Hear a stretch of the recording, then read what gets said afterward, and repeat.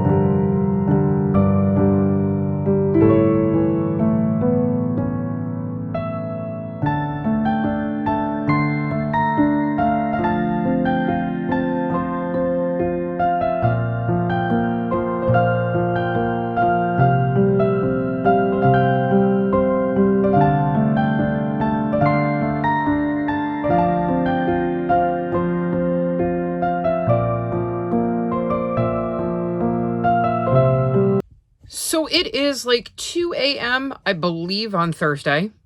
And I say I believe because I have no idea what day of the week it is anymore. But I'm pretty sure it's technically Thursday. Because I watched Dynamite a few hours ago. But I was up till 7 a.m. watching Wrestle Kingdom. And that started around 1:30 a.m. And then tonight, I have New Year's Dash, which starts at 4:30 a.m., and I think I'm getting a taste of what people who watch American wrestling, who do not live in America get. I'm exhausted. I took a short nap, like an hour, shortly before midnight to hopefully make it so I'll be conscious for the wrestling. I have no idea what's going on the card tonight. If I had the card, I could at least make an informed decision about whether it was going to be worth staying up. But alas, I'm going to give it a go. We'll see. Another reason I have no idea what day it is I don't know if you can see that still says December. I haven't gotten a new calendar for this year. So normally when I film, I go like this, look at my calendar before I start filming, so I make sure I know what day it is. Anyways, I also know that when I started this vlog, I said it was going to be like 4 days. I was wrong because I was looking at the calendar again and just completely borking what day of the week it is. So this is a 6-day vlog. It's from the 1st through the 6th. I believe that's how it's going to work. I'm trying to look at the little box that says January up there. Yes. Because the 7th and the 8th are Saturday and Sunday, and that's going to be my final book support group. And I still don't know what I want to do for that. Anyways, I'm going to get into books I've read in January. So I've only finished one book so far in January. And like I said, it's the 5th. Yes, it's officially the 5th. So I'm feeling a little behind. The first book I finished is The Magic of Lemon Drop Pie. I'm giving this 2.5 stars. I wanted to like this way more than I did. So we're following a woman named Lolly who basically ends up with these magic lemon drops that allow her to live a day in a life that could have been. Oh, we have our favorite cat cameo kitty. It's Sally. So she gets these 3 lemon drops, and like I said, they let her live a day in a life that could have been. So she kind of gets to see how things would have been had she actually gone for the idea of living in another country and owning her own restaurant. A day where she gets to see what life would have been like if her mom hadn't suddenly died. And a day where maybe instead of letting who she believes is the love of her life go, she chose to stay with him. I thought that had a fascinating concept that sounded right up my alley, but the execution was lacking. I felt like it was slow at times. I did not like the way the book wrapped up. The reason it's not getting lower than that is because the writing was good. And I don't know if that makes sense with me saying it was slow, but like there'd be times when, like, for instance, Lolly talks about the loss of her mom and some of the grief she's feeling. And that is just so well written that it had me choked up and in tears, because I know what it's like to experience loss like that. And the author does such a good job of bringing some of that kind of stuff to life.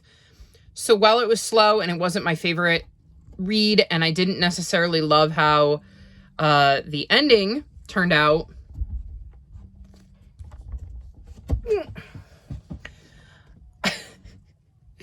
oh, you're so helpful. I did like some of it, I guess. And this could just be a me thing. Maybe it will work for somebody else. I don't know. It just didn't work for me. This would be easier if I wasn't holding you, you know. Then I picked up Flame in the Mist, which is the book I'm reading for Becca's Bookopoly prompt. And I got this one for Chance. And I'm on page, again, this would be easier if I had both hands, kid. 220. So I'm a little over halfway. I'm listening to the audiobook and I'm enjoying it. We're following, I can never remember names, Mariko.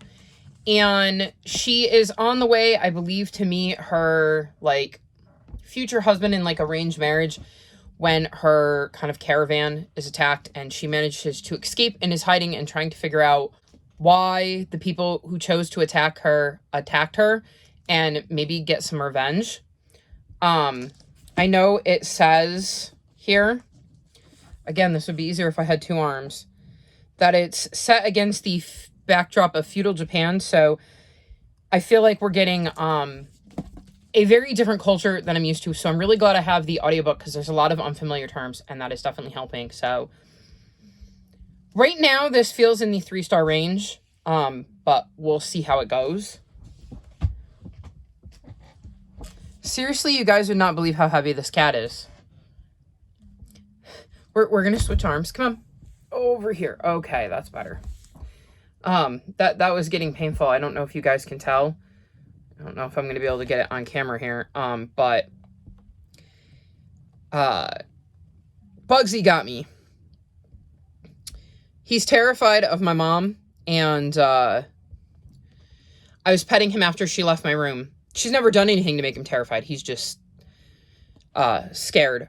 He is an former outdoor cat, though we brought him in when he was a very young kitten, so it's not like he was ever really outdoors. But his mother, we named Chicken Shit because, well, that's not her original name, but we ended up calling her Chicken Shit because even though we had been taking care of her and never given her any reason to fear us, she kind of like pranced towards us, and if we even made a step towards her to like put down a plate of food, she'd run away because she was a giant chicken shit. So we joke that he is very much his mother's son, because he's terrified of my mom. And she left my room, and I went and petted him. Like, I held my hand out, he came towards me, was letting me pet him, and then all of a sudden I go to him, I'm like, I know, she's so scary. And he hissed and swatted me, and the way he caught me, again, I don't know if you can tell, but this knuckle here, like, in my actual hand, swelled right up. So it is still very, very tender, and holding her and having all that weight and trying to hold her with a finger that is very sore, is no bueno. We have no idea how he did it either, because, again, like, you can't see much damage, but man, did he do some. Anyways, the only other update I have is that I have started the Stardust Thief because it is due back to the library, and I'm on page 134. So I've got a ways to go in this, and I need to stop bouncing back and forth between this and Flame in the Mist because I was definitely getting them confused in the beginning. This follows a young girl named Luli who is known as the Midnight Merchant, and she sells these forbidden relics, and the Sultan ends up seeking her out and basically tells her she can either choose to be imprisoned for selling these illegal relics, or she can help him find this very specific lamp that would allow him to control a very powerful djinn that would allow him to wipe out all the other djinn. So she and her bodyguard are going to go on this quest to find this lamp for the Sultan, and she will be accompanied by one of the Sultan's sons. And I think it definitely feels very, I don't want to say Aladdin because it mentions Alibaba and the 40 Thieves, which I think is maybe a book. I think it reminds me mostly of Aladdin because that's the only like movie kind of story I think of when I think of like genies. So we'll see. I'm liking it so far because we have 2 points of view. We have Luli, and then we have Mazen, who is one of the Sultan's sons. So it has been very, very intriguing so far, but there were legitimately points where I would pick this up and was expecting Mariko to be involved and then vice versa. So I'm getting them a little confused, but it could also be because I'm very tired and my sleep schedule has been whack. But I'm definitely intrigued with this and I want to see where it's going because it's definitely sucked me in. It's a physical read, and with me being so tired, it would be helpful if I had an audio, but I don't have free access to it and I don't want to spend a credit on it. So that is the update I have at the moment. Is that I'm tired, not reading anywhere near as much as I would want, and the first read of 2023 was a 2.5 star, which is not a great look for the year, but hopefully I will go up from there. So yeah. Anyways, I will probably check back in Friday night to wrap this vlog up, so I will see you then.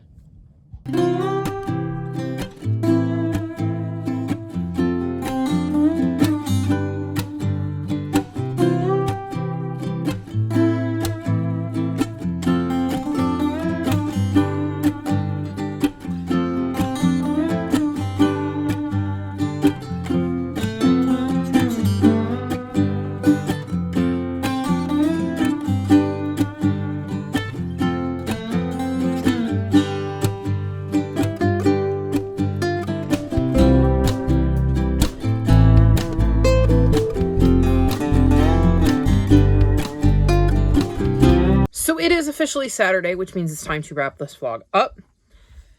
I just got done watching my 2 hours worth of wrestling. And that is the last wrestling I have to watch for the week. I'm so ready for a break. I have seen some amazing, amazing matches. But, whew, am I a little burned out on wrestling? That's a lot of wrestling to watch. I think I figured I've watched like 14 hours of wrestling or something like that this week. Maybe 15. And I'm just like, okay, that's enough wrestling for 1 week. So, I had hoped to get to more of this, but I finished my second book of the year in The Stardust Thief. So, this is following 3 points of view. We have Prince Mazen, who ends up going on a journey with the thief known as the Midnight Merchant, Luli, and one of his brother's 40 thieves, Aisha, and they have been sent by his father, the Sultan, to find a relic that would allow them to control the jinn, because there are jinn in this world, and Mazen's father is hellbent on erasing the jinn from existence, and he believes if he can get this relic, then he can control the jinn in the relic, in the lamp, and use it to wipe out the jinn. So we see Luli, Aisha, and Mazen go on this journey to track down the lamp. So I'm giving this book 4.25 stars. I really, really enjoyed this book. It started off a bit slow, but I think that was a me thing because I was feeling a bit burnt out and slumpy at the end of December, which I think is because I tried to do too much in December. So I didn't want to read as much come January. So like once January started and the pressure was off to have to read, I just wanted to do things that weren't pick up a book. Then, like I said, I watched 15 hours of wrestling in the last 6 days. And actually, it's less than 6 days because it was literally between Wednesday, Thursday, and Friday that I watched 15 hours of wrestling. And I was reading this at the same time I was listening to this. So I was confusing the characters at first and the storylines.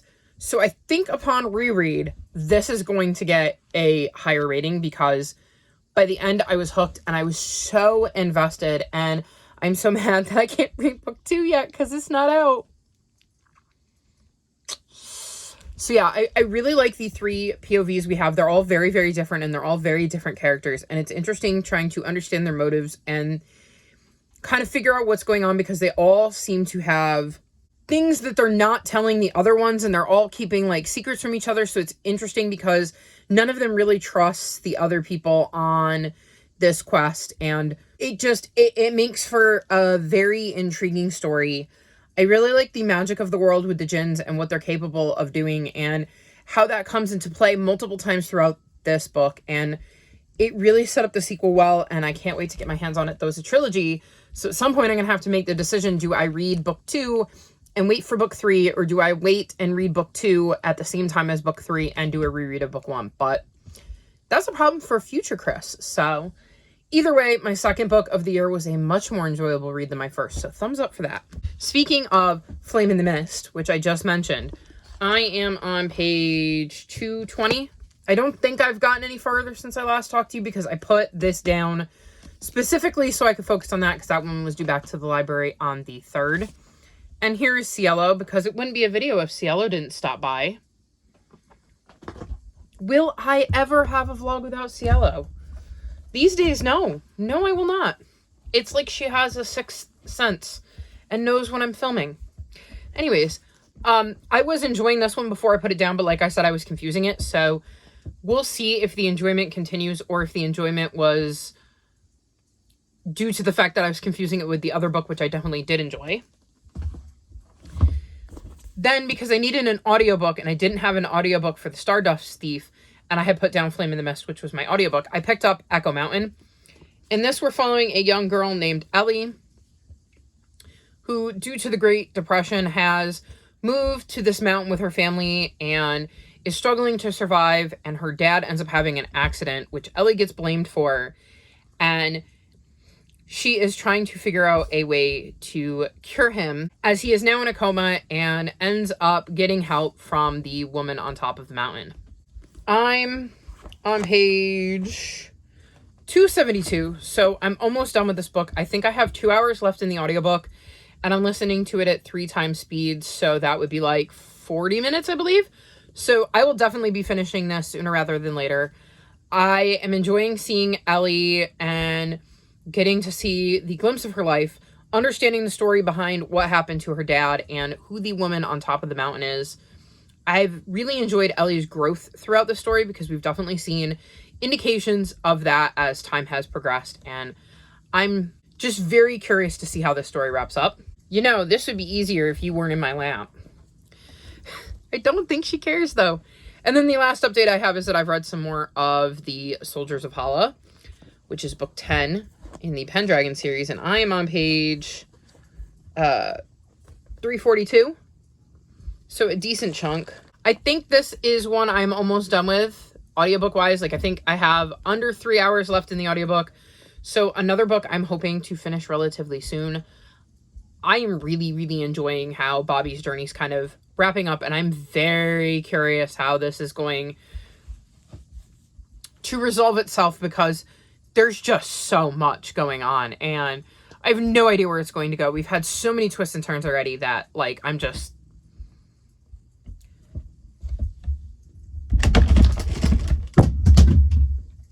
Okay. Floor. There have been so many twists and turns already that I'm just completely unsure of where this is going to go and how many more twists and turns we're going to see. So very much looking forward to finishing this. So that's all for the first 6 days in January. I've managed to finish 2 books and make progress in 3 others. I would say that's not bad considering I'm feeling a bit slumpy. And like I said, again, like 15 hours of wrestling, like, and it messed up my sleep schedule. So like, yeah, I'm pretty happy with that. So this weekend will be all about the sequels because it's the Final Book support group. So I'm going to enjoy that. So that being said, that's all for this vlog. All of my social media is linked in the description below if you'd like to come chat with me. If you've made it this far in the video, leave me, a clock emoji, since there's a clock on the cover of this book. Like this video and subscribe to my channel, and I'll talk to you next time. Bye!